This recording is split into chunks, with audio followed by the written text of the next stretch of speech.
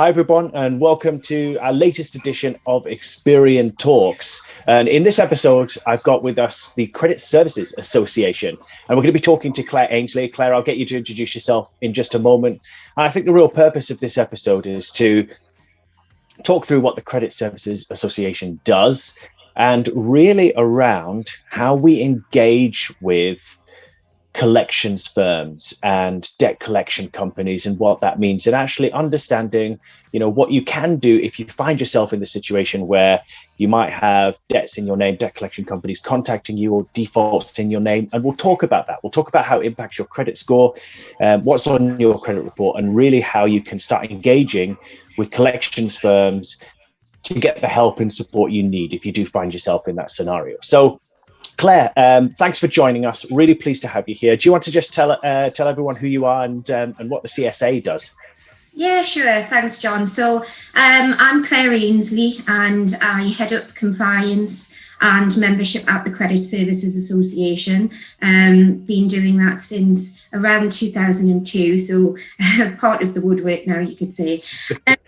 Just to give some background on what a trade association is. So we are the trade association representing organisations in debt collection and debt purchase. We've currently got around about 245 members, which are based in the UK and also internationally. And they range from sole traders right the way through to, multi-million pound turnover debt collection and debt purchase companies. So there's quite a wide variety of organisations that fall within the collections and purchase umbrella. So focusing on the collection side of things, our members return around about £4 billion to the UK economy per annum. So that's quite a substantial amount of money to keep those wheels of the economy in the UK going. And we have three primary roles. As a trade association, one of our main focuses is to lobby for our members. So one of our primary roles is engage, and that is to represent our members at the highest levels within stakeholders such as the regulators and other stakeholder organisations. We also aim to support our membership, and that allows us to facilitate an environment where best practice is shared so that our members can continue to improve on their practices, but also enhance the reputation of the industry. And we also have a primary role to promote, which is to promote excellence and integrity within the industry. So within the association, we also have a learning and development side, which introduces apprenticeships and other bespoke training within the collections and purchase sector. So we've got a history dating back to 1906. I haven't been there that long. We're a well-established trade association and the only trade association in the UK that represents the collections and purchase sector. Wow. Okay, that's really good. I mean, so much stuff there, and you've been going for such a long time.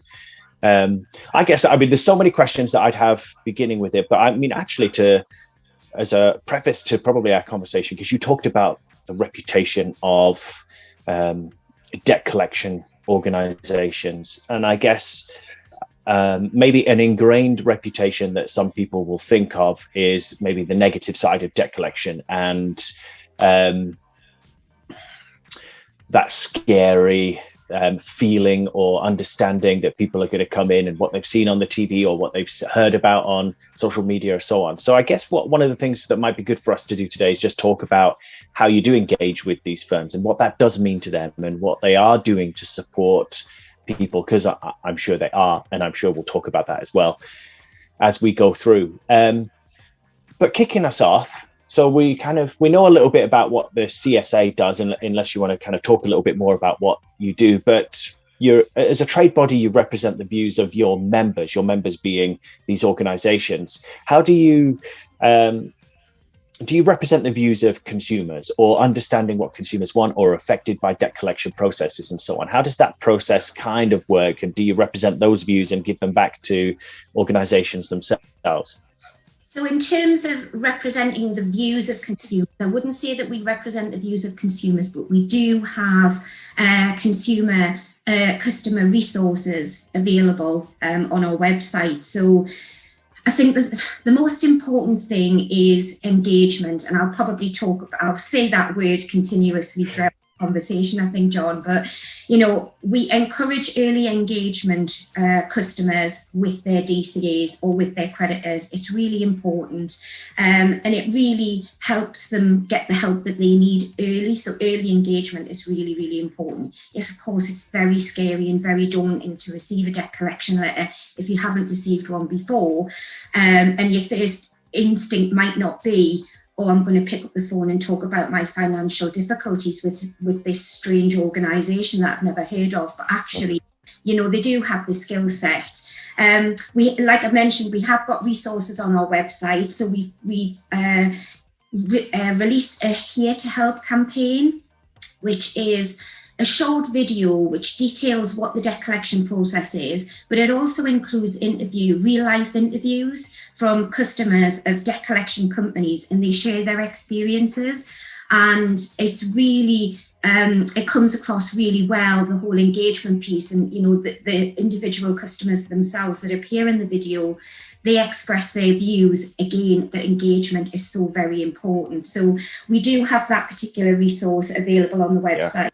And other resources as well. Yeah, that's great. Okay, so I guess actually if someone finds themselves in the scenario where they do receive that contact, actually let's talk about that in a second, because I think it's good to kind of go through the journey of how this looks to someone. But if someone is in that scenario where they've received a letter or a call, or however they receive their contact, they can go to your site, and we'll link it as well, to just get that kind of guidance and advice and look at what the process is and just hear about it. But the primary I guess thing that you're saying is, don't be afraid to engage with this debt collection company, because the moment you receive it, if you ignore it, that's probably the worst thing to do. But talk to them about the debt and what your next steps are.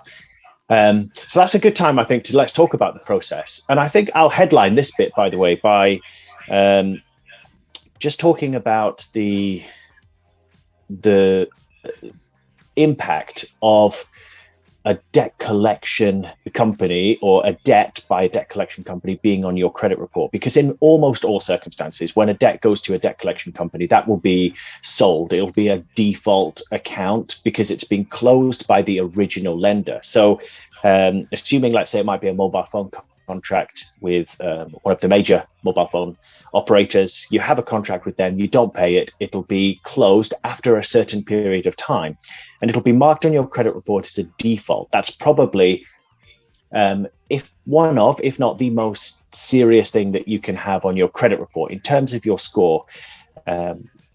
But moving forward from there, what can happen, obviously, and where debt collection companies come in, is that debt is then sold to a third-party debt collection company. They're a creditor and they're regulated as well, but they will then be collecting the debt. So they bought it and they'll be collecting it at that point. What you might see on your credit report is the original default by the company who owned the debt. You may also see the sold on default. So whoever owns that might then be on your credit report with a new account. The good news is, in terms of having two defaults on there, is that they're linked. So people will know that one default is the same as the other. But it does mean from that point, the original default is showing as satisfied. Your new default is where you're kind of engaging with that company, that debt collection company, to get it. So you may not know about it until you apply for credit. And that's quite common, actually, that you don't know about a default until suddenly you apply for credit. You might be refused, or your application might be refused, and then you find out this little bit of information on your credit report you didn't know about. So a nasty surprise. So I guess, Claire, let's go through the process, because that's how it impacts your credit report. And actually, the good news, by the way, I'll say to anyone is defaults stay for 6 years on your credit report from the original default date. Irrelevant of whether it's sold, the default date remains the same. So it will be removed from your credit report after 6 years, which is, I guess, the good news, that there's a timeline to when you can fully recover from a default. And as it moves back in time, it doesn't impact you in quite the same way. But Claire, let's talk about the process. So I guess for a lot of people, and you can kind of walk us through this, is being contacted by a debt collection company, which means, you've had that credit agreement, and then I've talked about going kind of through that default on the credit report, and then that's being sold on to a debt collection company because the original account wasn't with them. But you probably receive a letter, I guess, from a company that you may never have heard of before, saying that you owe a specific amount. So once that letter happens and it comes through the door, or maybe they get a phone call, perhaps even a visit, maybe you can clarify whether that happens in the early stages, but what should someone do when that happens? So when, that first contact comes. If we just go back a step, if we can, John, just to go through the of course, a little bit. I'll just kind of give a little bit of detail there. I mean, debts come in all shapes and sizes. It's not just credit. You've got utility bills, council tax, tax bills, school fees. There's debts for just about everything. Yeah. I think you're right. For the purpose of this discussion, we'll just stick with credit agreements, which are often, associated with credit cards, loans, store cards, and anything that's, followed with a signed agreement, basically. And if the customer falls into arrears, which I believe is 3 missed payments, then the creditor will default the account, and that's when the default is registered on the customer's credit file. Now, if the creditor is unable to engage with that person after they've issued the default, they will, or they don't have the skills and resources in-house to attempt to engage and collect from that individual, then they will outsource it to a debt collection company, which is often referred to as a DCA. So I'll probably use DCA from now on. Okay. So the DCA will usually write to the customer, and the first letter is usually an introduction of who they are, who's instructed them, and what the purpose of the contact. And they'll also offer various debt advice organisations should the individual be in financial difficulties, and that's usually within the letter as well. Rarely is a first debt collection letter a demand for full payment. Certainly gone, those days are well and truly long gone. Now, most customers will agree a repayment arrangement, a sustainable repayment arrangement with the debt collection company, and they'll continue with that arrangement and gradually pay the debt off until it's completely settled, for however long that may be. But in some cases, as you mentioned, creditors will bundle up portfolios of debt and sell them to a debt purchase company. Now, the debt purchase company takes on the rights and duties of that credit agreement and therefore is the legal owner. And so you're quite right, John, they would then take over the reporting of the default to make sure that it's up to date. So Bank A will originally have the default, and then suddenly debt purchaser B will appear on a credit file. And I think the message here would be, and it's a really important one, to check your credit files regularly. Don't leave it until you need to apply for credit. Actually, it's really important to regularly check on it. Or I check mine on a monthly basis, and I would recommend people do that. So in a nutshell, that's the debt collection and a debt purchase situation. Usually it's because the original creditor doesn't have the skills to collect the debt themselves, and so outsourcing that expertise is usually the road that they would go down. Yeah, okay. That's you mentioned probably what I should have mentioned as well about checking your credit report. So of course, I mentioned about, you might apply for credit. If you don't know you've got a default, that's when it can come up. I mean, kind of any nasty surprises on your credit report can happen if you don't check it before you apply for credit. So if you are doing that, you can check your credit report. There's 3 main credit reference agencies. So there's Experian, there's Equifax, and there's TransUnion. You can check your credit report for free from all of them. And that version of your free report is called your statutory credit report. So I would generally say check it on an annual basis, but particularly probably a month or 2 months, if you can, before applying for any credit. Then at least you know what's on there as well. Okay, Claire, so you kind of talked through just about engaging there, talking to them and setting up the repayment plan. So I'd love to know just a little bit more about this, which is How does that payment plan work out? So if you get a letter through the door and it says, okay, you owe X amount because it was on this account, and this is the amount that you, I guess, have to pay, as in, what the full balance is, but you want to arrange that payment plan. How do you work out? Is that a process with the debt collection company to work out your affordability, what you can actually afford to repay? What if that's only a very small amount, for example? How does that process kind of work out? Okay, so what I would say is if you receive a letter from a debt collection company, yes, it's daunting, especially if you haven't been in that situation before. But I'll say it again, please engage with whoever has sent that letter. It's really important that it's not ignored, because it won't go away. And as I've said, the DCA is there to help. You may have a previous opinion of something, but a debt collection company is there to help, and they do have the skills to be able to help you. They are skilled at looking at repayment plans, and it's based on what the individual can comfortably afford. It really doesn't make any sense at all to go straight in and say, right, you owe £3,000 and I demand that £3,000 now, without fully understanding, the customer's individual circumstances. And by individual circumstances, I don't mean going through a very detailed income and expenditure form, because sometimes that's just not needed. You just need to get to know the customer, and that's where the customer service and engagement skills within the DCA come in, because to understand Claire's personal circumstances is more important than filling out a form and understanding what's left at the end of every month. And so that's really where the skills of the DCA come in when setting a repayment plan.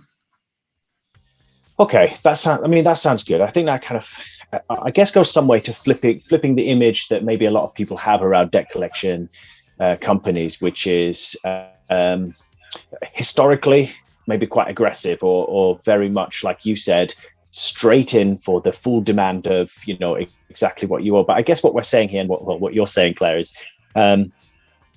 we're in a far more understanding place about personal circumstances and affordability and understanding as a customer. But the important thing is to speak to them so that they know who you are and that they know you're a customer, and that you can start working out that plan rather than just avoiding it, because that's probably the worst thing you could do, is just not respond and try and hide from it. In all cases, understanding the customer's individual circumstances is far more important to a sustainable repayment arrangement. And through those conversations with that customer, it may well be that actually they're not in a position to repay at all. So you would put in, you would offer them some breathing space, or it may even be that the difficulties that they're in at the moment, they need specialist debt advice for. So you would refer them to a debt advice organisation.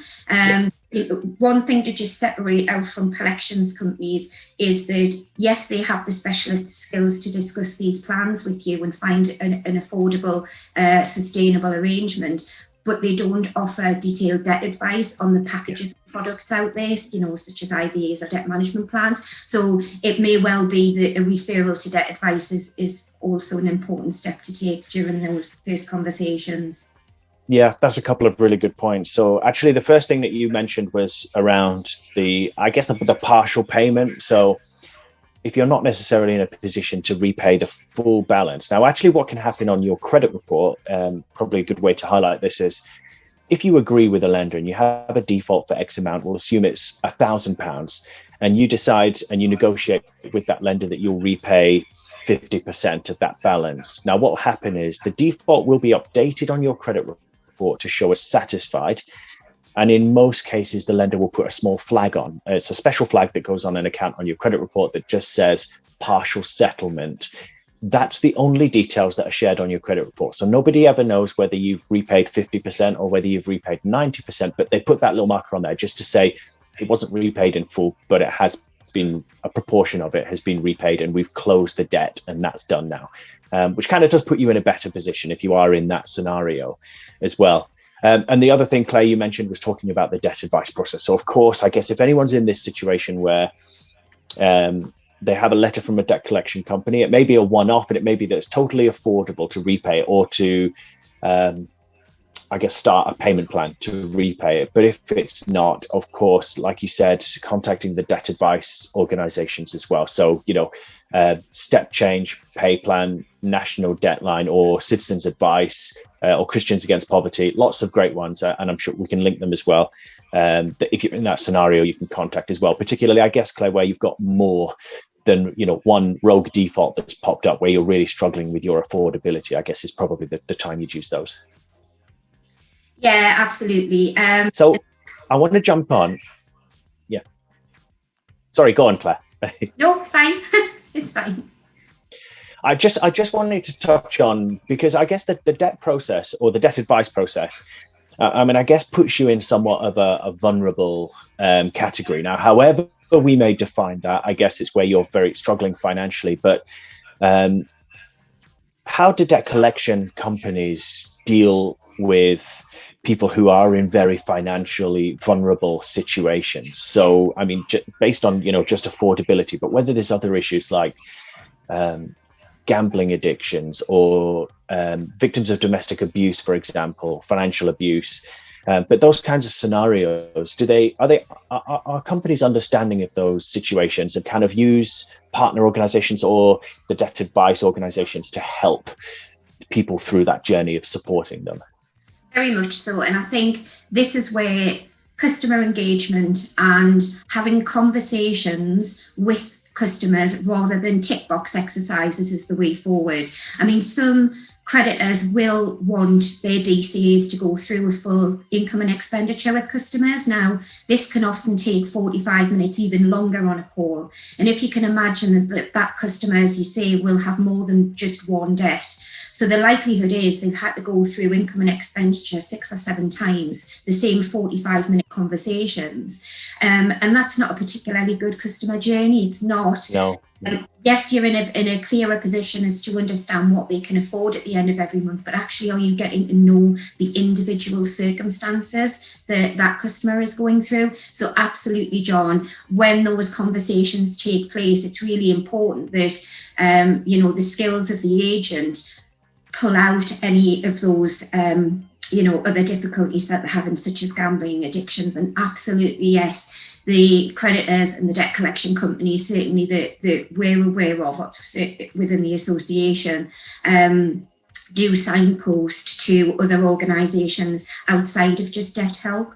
We often, because debt it's a very emotive subject indeed, and we often have customers of our members who are suicidal at times, and so referring to organisations such as the Samaritans is just as important as a conversation about how much you can repay at the end of the month. So it's really getting to know your customer is more important than any tick box exercise. And customers in financial difficulties are vulnerable, or they're in vulnerable circumstances. In severe financial difficulties, does that make them more vulnerable? They're vulnerable, and everybody should be treated the same way. So, yeah, I totally agree with that. I guess, and the support is, I guess, definitely encouraged in terms of, we would say to anyone in that scenario as well, getting the support from some of the debt advice organizations, some of the organizations you mentioned as well, to really help them through that journey. But I guess actually from one extreme to the other, a group of customers, we might determine as vulnerable, but then on the other side, people who have just received an out of the blue a default notice for an account that they just thought was done and closed many months ago, and has just happened to land on their doorstep for a default for £15, for example. Now, again, I don't suppose the advice changes in any way from your perspective, which is just to contact the debt collection organization immediately, figure out whether you can pay it, whether you can do it. But before they do that, should they come to your site first, kind of some of that help and consumer guidance? Do they check? Is it a good practice to come to your site first just to see if they're a member of your organization as well, just to kind of check the background of the company, make sure they're legitimate and so on? Yeah, of course. You often hear, I've had this letter, it's a scam because I don't know anything about this debt, or I never had a phone with X telephone company. We do have a directory of our members on our website. So if you receive a debt collection letter and it has our logo at the bottom, then please do check on the website, check on the member directory to see if the organisation that's contacting you is a CSA member. If they are a CSA member and you've engaged with them and you're not particularly satisfied with the engagement that you have, then all CSA members sign up to our code of practice. And our code of practice details best practice in the collections and purchase sector, and our expectations of what that collection activity and purchase activity should be like.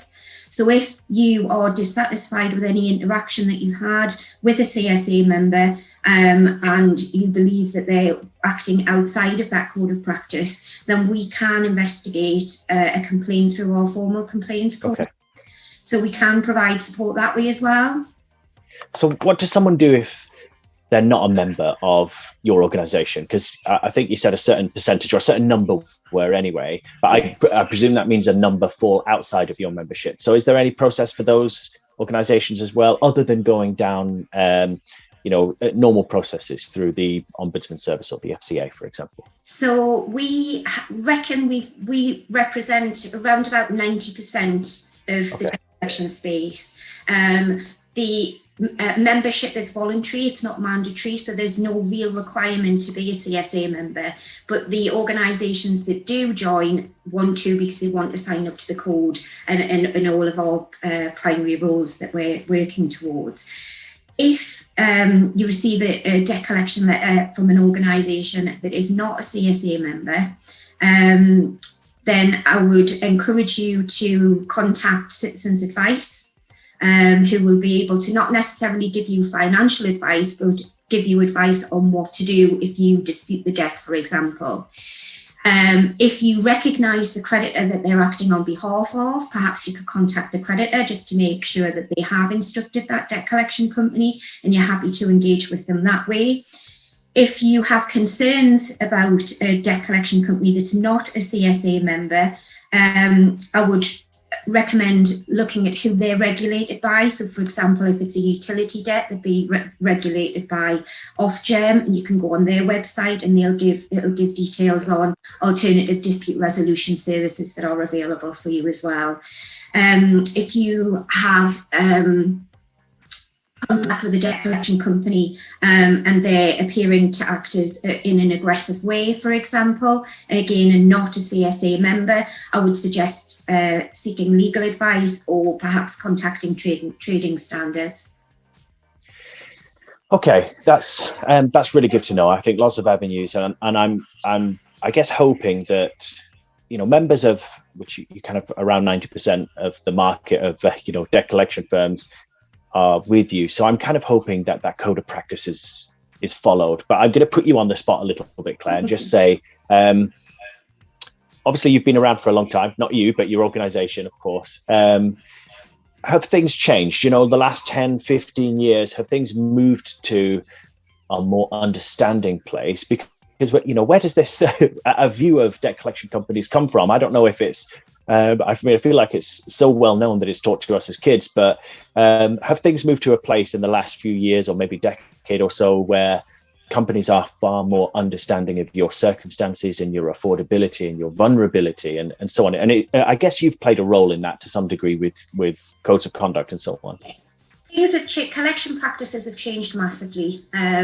Certainly in the, however many years that I've been doing this, they've changed drastically. And I think the perception of debt collection it's generational. And I think, if you had somebody, in the 60s and 70s in debt, when a lot of the time there was offences attached to it, then, that perception carries on with each generation. So, for example, if my parents had a bad experience with debt collection, I'm going to think, oh, debt collection is terrible, as will my children. So I do think it's generational, but I do think the perceptions are improving. I think that if we had financial education in school, that would help also with the perception of debt collection. Kids in school aren't taught about the pitfalls of a default if you take out a credit card or buy now, pay in 3 months' time. And it's that type of education that's really important. But yes, practices have improved. Debt collection companies understand completely the necessity for debt to be collected, but also you can't collect it when it's not there. If an individual hasn't got it, you can't collect it. So, like I said before, understanding individual circumstances and making sure that the engagement continues is key.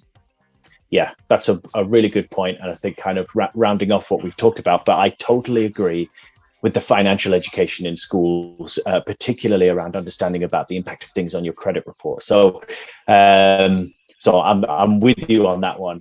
So I'll kind of wrap up there, I think, because I think we've reached a good point where we've kind of talked through the process and everything. So I think it's good. We've covered really how a default can impact your credit score in terms of the impact and how long it stays on there, and also what happens if a debt is sold to a debt collection company, because of course you might have another one appearing on your credit report or on another credit reference agency's credit report. So my important advice there is check your credit report at least on an annual basis, which you can do for free. So do that. And Claire, you've very nicely covered, I guess, the support, not just by the CSA, so by your organization, particularly if you're a consumer and you receive a letter and you want some help and guidance, you've got your information online, but also if that comes through, and we follow this advice and guidance as well, by the way, Experian, which is talk to your lender, talk to the company that sent the letter through and speak to them, talk about your circumstances, where you stand right now, what you can afford if you've got a debt to repay and so on. And probably you'll reinforce that again, but I think that's really good to know about the debt collection industry, that things aren't quite always as they seem. And I think they're ready to understand you as a customer, which is, I think, really important for people to know, rather than it's always as scary as they might believe. Absolutely. Yeah. Just get in touch with the organization that's contacting you, because they will be able to help you. And paying off, it's quite empowering to be in a debt situation sometimes, and paying off that debt. You feel empowered because you've actually done something about it. It's not always, necessarily a scary thing.